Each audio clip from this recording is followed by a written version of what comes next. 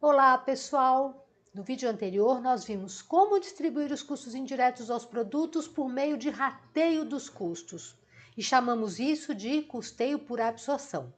Nós também vimos que os critérios de rateio podem ser mais ou menos arbitrários e que a análise do processo de produção deve ser a base para estabelecer critérios de rateio que se proponha a minimizar a subjetividade.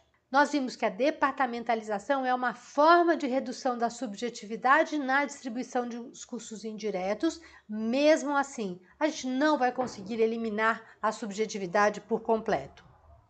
Nós falamos da importância da engenharia de processo como apoio na análise de custos.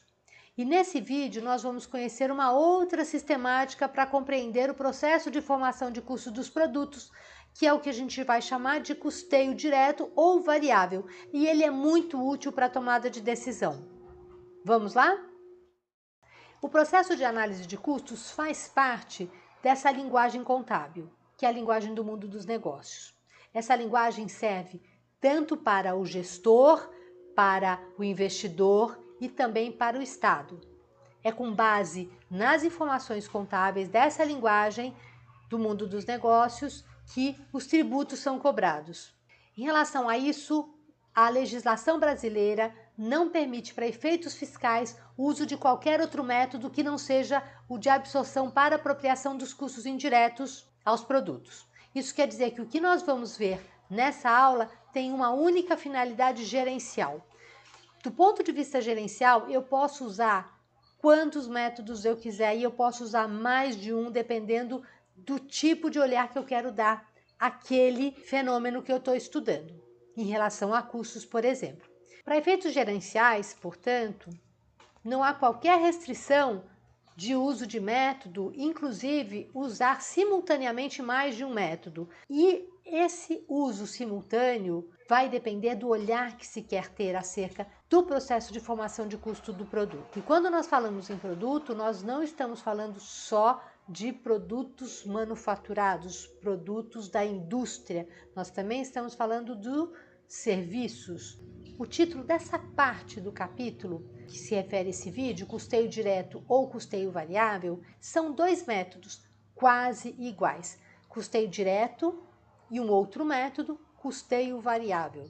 Como eles são muito próximos, muito parecidos, e é só por um mero detalhe que eles são diferentes, muitas vezes nós vamos ouvir nas empresas o uso como sinônimos, custeio direto ou custeio variável. Mas eles têm uma pequena diferença e eu vou tratar delas agora. Pelo método do custeio direto, fazem parte do custo dos produtos todos os gastos diretos, podem ser gastos industriais ou não, ou seja, as despesas diretas, como por exemplo, comissão de vendas, é considerado parte do custo do produto, ainda que pelas regras contábeis o custo, a gente falou, não é? É só aquilo até o produto disponível para venda, mas esse é um outro olhar, então nós vamos ter que fazer algumas concessões poéticas em relação a essas definições que contabilmente nós temos.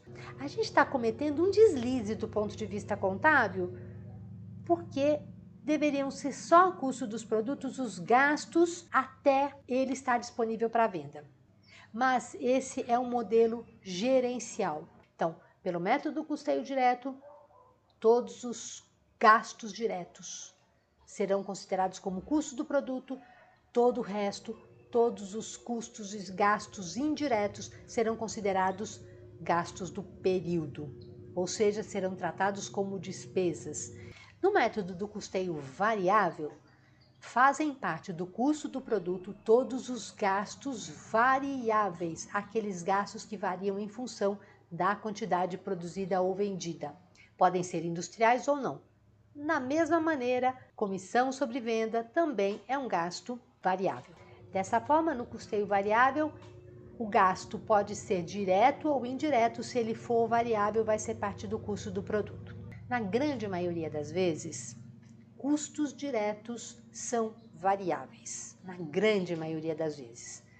Por essa razão, falar que custeio direto é igual ao custeio variável é uma imprecisão pequena, porque a maioria dos custos diretos são variáveis. Eu vou trabalhar aqui custeio variável. Nós vimos que receita menos custo dos produtos vendidos é igual ao lucro bruto.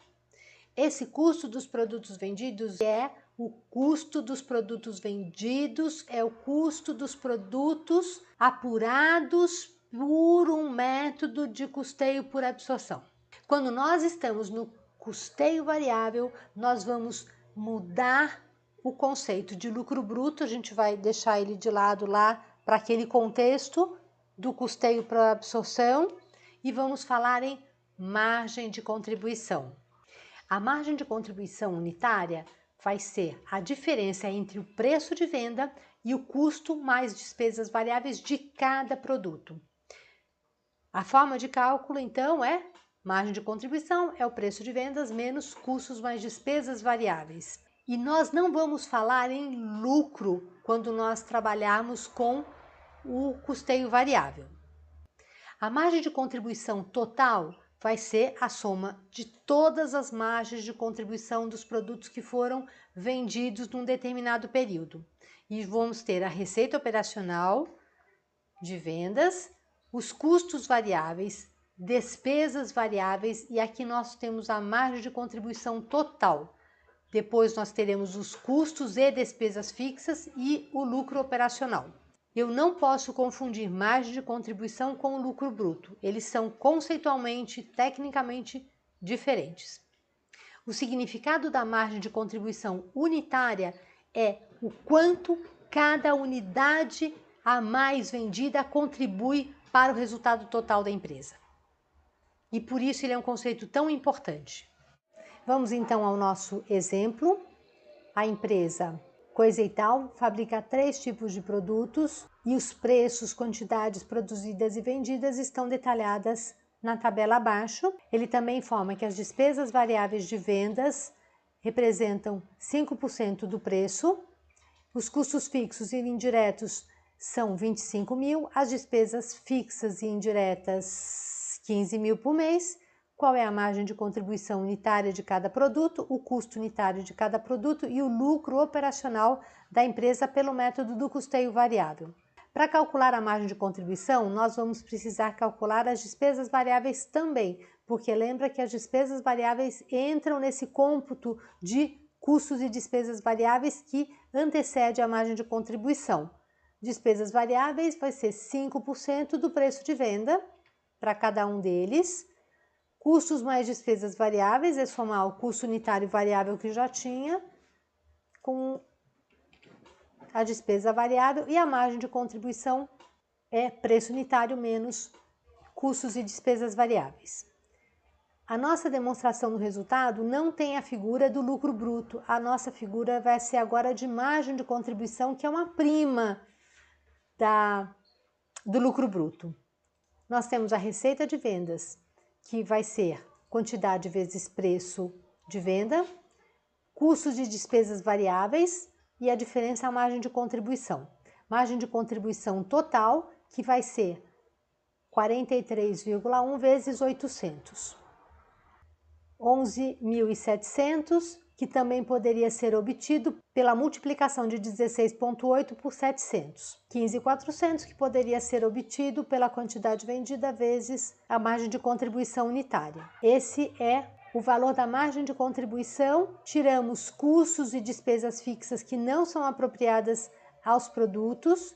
Veja, essa é uma característica do custeio variável. Custos e despesas fixas são da empresa, não são do produto. Portanto, nosso lucro operacional é 21.720. Vamos guardar esse número, 21.720 aqui. O que acontece se eu vender, ao invés de 800, 801 produtos X? Vamos ver o que acontece? 763. O meu lucro é 21.763. Se eu calcular a diferença, de quanto será a diferença? Quanto aumentou o meu lucro operacional com o aumento de uma unidade do produto X? 43,1 é a margem de contribuição unitária. A margem de contribuição é a contribuição daquele produto, é a contribuição de uma unidade vendida daquele produto para a composição do resultado final. Isso vai ser muito útil para a tomada de decisão.